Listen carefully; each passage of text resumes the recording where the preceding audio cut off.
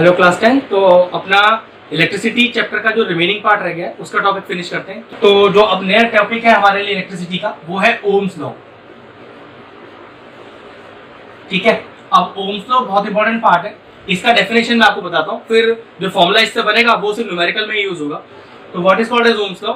Eight constant temperature the current flowing through a conductor is directly proportional to the voltage across it. मतलब कहने का मतलब यह है कि एक कंडक्टर में जितना भी करंट फ्लो होता है वो डायरेक्टली प्रोपोर्शनल होता है उसके वोल्टेज के। मतलब एक कंडक्टर में जितना करंट होगा उसमें उतना ही वोल्टेज फ्लो करेगा। अब मैं क्या करता हूं, इसको रिवर्स करके लिख देता हूं। कैसे? V is directly proportional to I।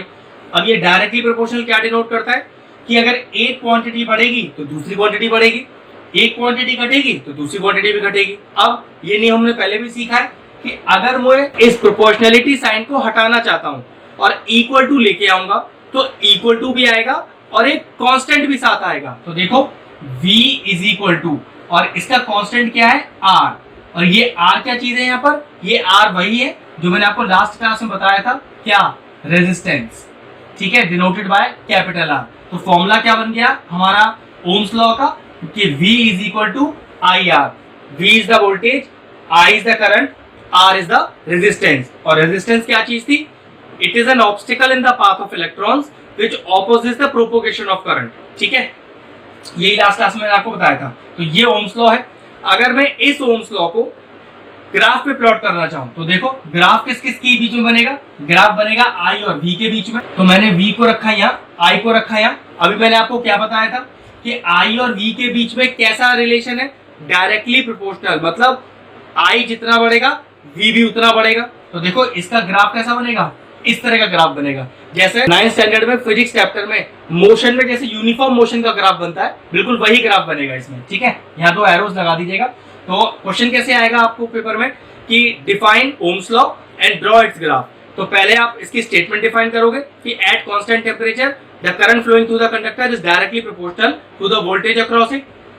फिर डेरिवेशन करके दिखाओगे और लास्ट में ये ग्राफ बना के दिखाओगे। और ग्राफ कैसा होगा? जैसे यूनिफॉर्म मोशन का ग्राफ होता है, बिल्कुल वही V और I के बीच का ग्राफ भी होता है। चलिए नेक्स्ट टॉपिक में कुछ सिंबल से जुड़ी बात है। ये एमसीक्यूज के क्वेश्चन होते हैं अब इस तरह के कि आपको ये सिंबल आएगा और आपको बताना होगा ये सिंबल किस चीज का है। चलिए फटाफट से कर लेते हैं। देखिए एक वायर है और एक वायर उस पर जॉइंट है, तो क्या नाम हो गया? A wire joint. मतलब जब एक वायर को वायर से जोड़ते हैं तो सिंबॉलिक फॉर्म में उसे इस तरह से दिखाते हैं। बस आपको सिंबल बना हुआ आएगा, आपको नाम लिखना होगा अ वायर जॉइंट। अब देखो वायर तो यहाँ पर भी एक दूसरे के ऊपर जा रही है लेकिन एक दूसरे को कनेक्ट नहीं कर रही। मतलब दो वायर एक दूसरे को क्रॉस तो कर रही है लेकिन कनेक्ट नहीं कर रही। तो देखो क्या लिखा है? Wire crossing without contact. तो वायर के ऊपर से वायर जाने का सिंबल ये है। अब ये सिंपल रेजिस्टेंस बना हुआ है, तो ये तो रेजिस्टेंस हो गया, लेकिन एक नाम और भी है इसका, फिक्स रेजिस्टेंस। मतलब इसकी वैल्यू फिक्स है, इसकी वैल्यू घट या बढ़ नहीं सकती। ऐसे ही देखो अब एक वेरिएबल रेजिस्टेंस। ये वेरिएबल रेजिस्टेंस को दो तरीके से दिखाया जाता है और वेरिएबल रेजिस्टेंस का एक और नाम है, इसको बोलते हैं रियोस्टैट। अब क्या चीज होती है वेरिएबल रेजिस्टेंस? अगर मैं आपसे बोलूं कि सुबह से लेकर रात तक आप वेरिएबल रेजिस्टेंस को कम से कम घर में 30-40 बार छू लेते हो, तो ऑब्वियसली बात है ऐसी कौन सी चीज छूते हो जिसको वेरिएबल रेजिस्टेंस बोलते हो? तो समझ लो जिस चीज को कम ज्यादा किया जा सकता है, इलेक्ट्रॉनिकली मैं बात कर रहा हूँ, जिस चीज को कम ज्यादा किया जा सकता है, बढ़ाया घटाया जा सकता है, सब वेरिएबल रेजिस्टेंस में आता है। जैसे मोबाइल में आप वॉल्यूम को कंट्रोल करते हो, ऊपर नीचे कम ज्यादा करते हो। टीवी में देखो आप चैनल को ऊपर नीचे करते हो, ब्राइटनेस कंट्रोल ऊपर नीचे करते हो। फैन को आप कम ज्यादा करते हो। तो जिस चीज में भी आप ज्यादा या कम कर रहे हो तो समझ जाना उसमें जो डिवाइस लग रहा है उसका नाम है वेरिएबल रेजिस्टेंस या फिर रियोस्टैट। बात हो रही है इलेक्ट्रॉनिक डिवाइसेस की। ठीक है, बस ये दो तरह से इसका सिंबल डिनोट किया जाता है, या तो इस तरह से या तो इस तरह से। पेपर में आपको सिंबल बना हुआ आएगा, आपको सिर्फ उसका नाम लिखना है। अब ये मैं आपको पहले बता चुका हूं, अगर ए लिखा हुआ है तो ये हो गया एमीटर। अब एमीटर क्या होता है? It is a device which is used to measure current. V क्या होता है? Voltmeter. It is a device which is used to measure voltage. और G क्या है? ये है गैल्वेनोमीटर और it is a device which is used to measure weak current. इसके बारे में मैंने आपको लास्ट क्लास में डिस्कस किया था कि एमीटर और गैल्वेनोमीटर में क्या अंतर है। गैल्वेनोमीटर वीक करंट को मेजर कर सकता है, मतलब वो करंट जो जीरो से भी नीचे जा रहा है, या कह सकते हैं जो नेगेटिव करंट है उसको मेजर करने के लिए गैल्वेनोमीटर। और जो एमीटर होता है वो 0 या उससे ऊपर का ही करंट मेजर कर सकता है। तो ये हो गया हमारे सिंबॉलिक रिप्रेजेंटेशन। नेक्स्ट टॉपिक है कॉम्बिनेशन ऑफ रेजिस्टेंसेस। वैसे इसका डेरिवेशन आपको एग्जाम में आना थोड़ा मुश्किल ही है, इसके ऊपर बेस्ड न्यूमेरिकल्स ही आएंगे, लेकिन मैं आपको फिर भी इसका डेरिवेशन करके दिखा देता हूँ। 1% अगर पेपर में आ जाता तो कैसे करेंगे।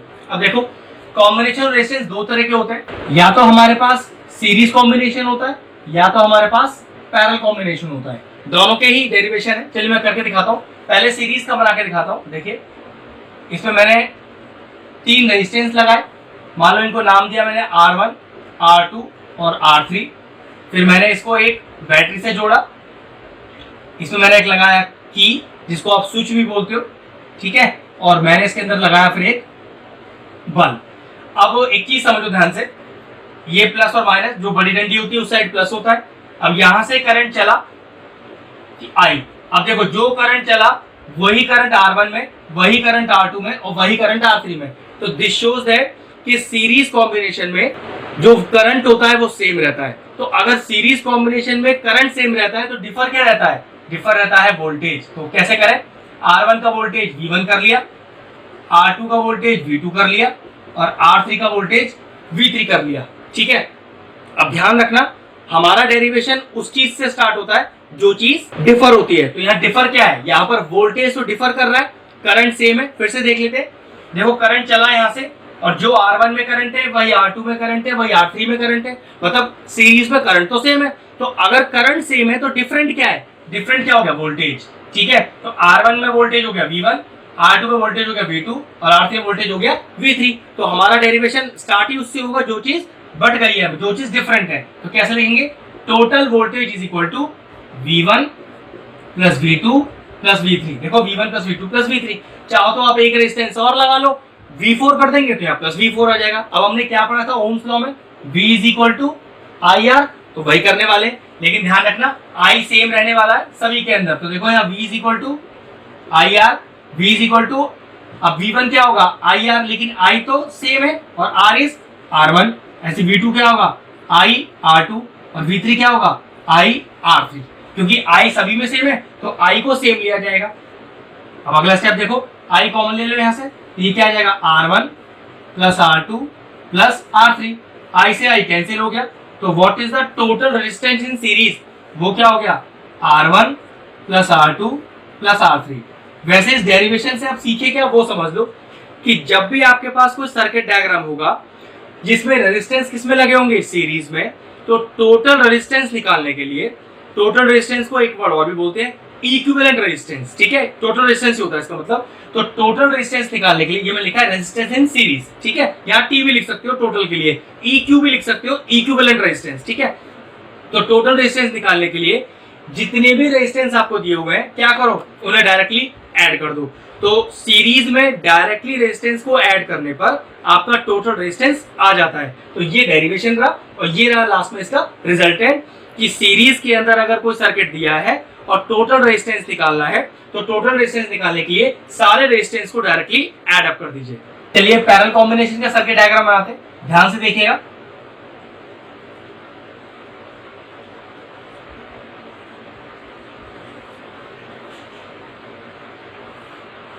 इस तरह का इसका सर्किट डायग्राम होगा,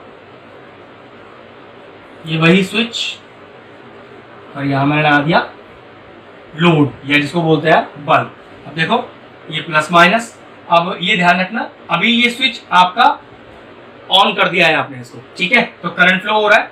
अब यहां से I चला, ये आया, ये आया। अब ध्यान से देखना, ये I चला तो थोड़ा I इधर चला गया, थोड़ा I इधर चला गया, थोड़ा I इधर चला गया, मतलब ये हो गया I1, मान लो ये हो गया I2 और ये हो गया I3। और यहाँ रेजिस्टेंस क्या है, ये R1 है, ये R2 है, ये R3 है। तो हमने क्या देखा कि जो पैरेलल कॉम्बिनेशन है वहां पर करंट क्या हो गया, डिवाइड हो गया। तो इस बार करंट डिवाइड हो गया तो ऑब्वियस सी बात है अगर करंट डिवाइड है तो क्या सेम रहेगा, पक्की बात है इन तीनों में वोल्टेज सेम रहेगा। R1 में वोल्टेज V, R2 में वोल्टेज V और R3 में वोल्टेज V। और हमारा डेरिवेशन किस चीज से स्टार्ट होता है, जो चीज डिवाइड हो जाती है। क्या डिवाइड हुआ है, I डिवाइड। तो देखो कैसे स्टार्ट करेंगे, तो I is equal to I1 plus I2 plus I3। Derivation इस बार ऐसे स्टार्ट होगा। फॉर्मूला क्या पढ़ा था हमने ओम्स लॉ से, V is equal to IR, यहाँ से I का वैल्यू निकालो तो I कितना हो गया, I हो गया V अपॉन आर, तो चलो डालो V अपॉन आर। अब I1 लेकिन R1 तो डिफरेंट है, V सेम है, तो क्या लिखूंगा V अपॉन R1।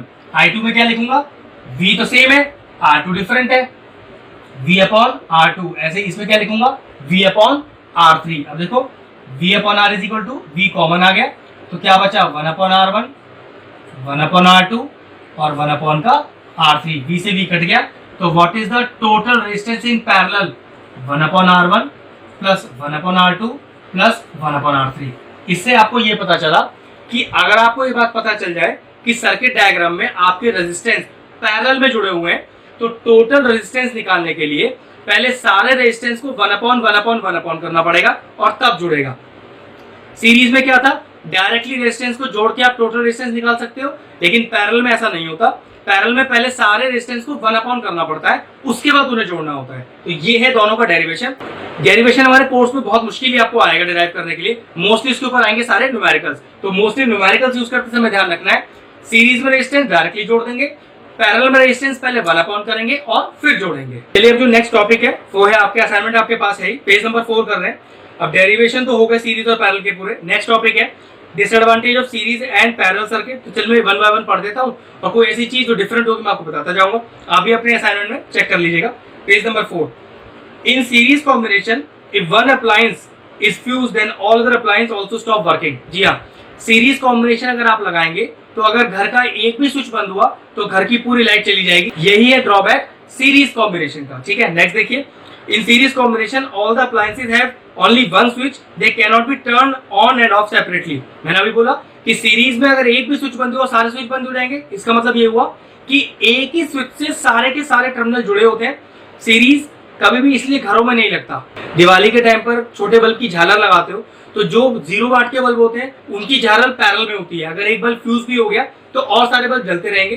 लेकिन जो छोटे बल्ब होते हैं जो सीरीज में जुड़े होते हैं सिंगल वायर से, अगर एक भी बल्ब फ्यूज हुआ तो सारी आपकी जो लड़ी है वो अपने आप बुझ जाएगी। दिस शोज दैट कि वो सीरीज कॉम्बिनेशन है। और जो 0 वाट का बल्ब है, अगर एक फ्यूज हो गया सारे बल्ब जल रहे हैं तो समझ जाना वो पैरेलल कॉम्बिनेशन है। In series circuit the appliance do not get the same voltage as that of the power supply line. ये मैंने आपको बताया था कि सीरीज के अंदर क्या होता है, सीरीज के अंदर करंट सेम रहता है लेकिन वोल्टेज बढ़ जाता है, वोल्टेज डिवाइड हो जाता है। और हमें सबसे ज्यादा जरूरत किसकी होती है, वोल्टेज की होती है। तो वोल्टेज पूरा आएगा तो हमारे सारे अप्लायंस बहुत अच्छे से जल रहे होंगे। इन series combination the overall resistance of the circuit increases. Series में क्या होता है, जो रेजिस्टेंस होता है वो बहुत ज्यादा बढ़ जाता है। अब रेजिस्टेंस के बढ़ने से क्या चीज कम हो जाएगी, करंट कम हो जाएगा। ठीक है, तो ये बात ध्यान रखना कि सीरीज सर्किट में जो रेजिस्टेंस है ज्यादा हो जाता है जिसकी वजह से करंट कम हो जाता है और हमारा जो वोल्टेज है वो भी बढ़ जाता है। और हमें वोल्टेज कैसा चाहिए, वो हमें चाहिए हमेशा कांस्टेंट। नेक्स्ट टॉपिक क्या है देखिए, advantages of parallel circuit in domestic wiring. Domestic wiring मतलब जो हम घरों में वायरिंग कराते हैं वो पैरेलल कराते हैं, और क्यों कराते हैं उसका रीजन दिया हुआ है। In an if an electrical appliance stop working due to some defect then all other appliance keep on working. इसका मतलब क्या हुआ कि अगर आपका घर में कोई एक स्विच खराब हो गया, एक बल्ब खराब हो गया, तो इसका मतलब ये नहीं है कि पूरे घर की लाइट चली जाएगी, नहीं, और सारे अप्लायंस आपके चलते रहेंगे। तो ये फायदा है पैरेलल कॉम्बिनेशन का जो हम अपने घरों में कराते हैं, इसी को बोलते हैं domestic wiring. In parallel circuit each appliance has a separate switch. बिल्कुल ऑब्वियस सी बात है, आपके घर में देखो हर अप्लायंस के लिए अलग अलग स्विच है। इसका मतलब ये हुआ कि सब सेपरेटली ऑन होंगे, सेपरेटली ऑफ होंगे और सबको अलग अलग स्विच भी होंगे। All appliance get same amount of voltage at that of power supply. और पैरेलल में सबसे बड़ा फायदा कि वोल्टेज सबको बराबर मिलता है। अभी मैंने आपको जब डेरिवेशन किया तभी बताया था कि पैरेलल में वोल्टेज सेम होता है। वोल्टेज सेम होने की वजह से फ्लक्चुएशन नहीं होता वोल्टेज का और सारे अप्लायंस प्रॉपर्ली काम करते हैं आपके। In parallel combination overall resistance is low, hence the current is high. Obviously बात है कि जब रेजिस्टेंस कम होगा तो करंट ज्यादा होगा, करंट ज्यादा होगा तो फायदे की चीज है आपके लिए, आपको करंट ज्यादा ही चाहिए। और वोल्टेज कैसा चाहिए, वोल्टेज आपको चाहिए कांस्टेंट ऑलवेज। चलिए अपने आखिरी पेज पे आते हैं। नेक्स्ट है इलेक्ट्रिकल पावर। सिर्फ आपको इनका डेफिनेशन याद करना है और इनका फॉर्मूला याद करना है, क्योंकि ये सारा पार्ट सिर्फ आपके न्यूमेरिकल का है, इसमें थ्योरेटिकल पोर्शन कुछ नहीं है। फटाफट देखते जाइए। इलेक्ट्रिकल पावर दिया हुआ है work done upon time, W upon T। फिर यहाँ पर आपको पावर के 3 फॉर्मुलेस दिए हुए हैं, मैं तीनों फॉर्मुलेस को लिख देता हूँ एक बार। इनका डेरिवेशन आपको एग्जाम में नहीं आएगा, सिर्फ इनके न्यूमेरिकल्स आएंगे। तो पावर का फॉर्मूले 3 होते हैं, power is equal to VI, power is equal to I²R और power is equal to V² upon R। बस इतना आपको ध्यान रखना है और कुछ नहीं करना है इसका। इसमें वही, जिसमें V क्या है, V है वोल्टेज आई है करंट और आर है रेजिस्टेंस। ध्यान रखना आपको सिर्फ इन पावर के तीनों फॉर्मूले को याद करना है। नेक्स्ट टॉपिक क्या है? नेक्स्ट है इलेक्ट्रिकल एनर्जी। इलेक्ट्रिकल एनर्जी का फॉर्मूला होता है पावर इनटू टाइम। अब यहाँ पर एक छोटी सी चीज का ध्यान रखना है कि जो पावर है, यहाँ कंडीशन है कि वो किलोवाट में ही होनी चाहिए। मतलब अगर वॉट में दी होगी न्यूमेरिकल करते समय तो मैं सबसे पहले उसे किलोवाट में ही चेंज करूंगा, और जो टाइम है वो आवर्स में दिया होना चाहिए। तो यही कंडीशन है इलेक्ट्रिकल एनर्जी की, और इसकी ऐसा यूनिट क्या होगा? देखो इलेक्ट्रिकल एनर्जी kWh, ये ध्यान रखिएगा। व्हाट इज द ऐसा unit of electrical energy? That is equal to kWh, जिसमें पावर रहेगा हमेशा किलोवाट में और टाइम रहेगा आवर्स में। नेक्स्ट टॉपिक है हमारा हीटिंग इफेक्ट ऑफ करंट। कुछ नहीं करना, सिर्फ इसका आपको फॉर्मूला याद करना है। H is equal to I square R T. अब H क्या हो गया? हीट, I हो गया आपका करंट, R हो गया आपका रेजिस्टेंस, और T क्या हो गया? आपका हो गया टाइम। ध्यान रखिएगा ये सारी चीज आपको न्यूमेरिकल बेस्ड है, डेरिवेशन का कोई मतलब नहीं है यहाँ से, ठीक है? सिर्फ फॉर्मूला याद करना है आपको। लास्ट टॉपिक देखिए application of heating effect of current, कि हम हीटिंग इफेक्ट ऑफ करंट को यूज कहाँ करते हैं। तो देखो पहला क्या दिया हुआ है? It is utilised in the electrical heating appliance such as electrical iron, room heater, water heater. आप तो वाटर हीटर में सिर्फ स्विच ऑन कर देते हो, तो स्विच ऑन होने से करंट जाता है, लेकिन पानी कैसे गर्म हो जाता है? तो ध्यान से समझिए, जो अंदर की कॉइल होती है वो बहुत ज्यादा गोल होती है, जिसकी वजह से लेंथ ऑफ द कॉइल बढ़ जाता है। अब हमने क्या सीखा था कि अगर लेंथ ऑफ द कंडक्टर बढ़ेगा तो रेजिस्टेंस बढ़ेगा, रेजिस्टेंस बढ़ेगा तो करंट घटेगा, और करंट घटने का मतलब क्या है? कि करंट रुकेगा, वेस्ट होगा। और वेस्ट किस फॉर्म में होता है? वेस्ट वो होता है हीट की फॉर्म में। तो कॉइल अंदर की हीट अप हो जाएगी। अब वो कॉइल किस में डिप्ड है? पानी के अंदर। तो क्या होगा? पानी को गर्म कर देगी। तो ये है हीटिंग इफेक्ट ऑफ करंट। ऐसी कोई भी चीज जो स्विच को ऑन करने पर पानी को गर्म करे तो समझ जाना उसमें एक कॉइल लगी है, और कॉइल में बहुत राउंड होंगे, जिसकी वजह से वो बहुत लंबी हो जाएगी। लंबे होने की वजह से उसका रेजिस्टेंस बढ़ जाएगा, रेजिस्टेंस ज्यादा होने की वजह से करंट घट जाएगा। अब करंट घटने का मतलब हुआ कि करंट रुक जाएगा। अब करंट ऐसे रुकता नहीं है, वेस्ट होता है, और वेस्ट किस फॉर्म में होता है? वो हीट की फॉर्म में होता है। क्लियर हो गया? नेक्स्ट देखिए, it is utilised electrical bulb for producing light. Obviously बात है सेम कि बल्ब जलाने में जो आप heating effect of current use करते हो वो कैसे? बल्ब को आप छू के देखो, वो गर्म मिलेगा। आपको सोचना कि स्विच ऑन करने से रोशनी होनी चाहिए, गर्माहट कहां से आ गई? तो वो गर्माहट एक्चुअल में क्या है? बता रखा है, लॉस ऑफ हीट है। तो यही है heating effect of current. Next है an electrical fuse in important application of heating effect of current. अब फ्यूज भी इसी इफेक्ट पर काम करता है, बता देता हूं उसका मतलब। आजकल फ्यूज की जगह क्या यूज होने लग गया? एमसीबी यूज होने लग गया, इसको बोलते हैं मिनिएचर सर्किट ब्रेकर।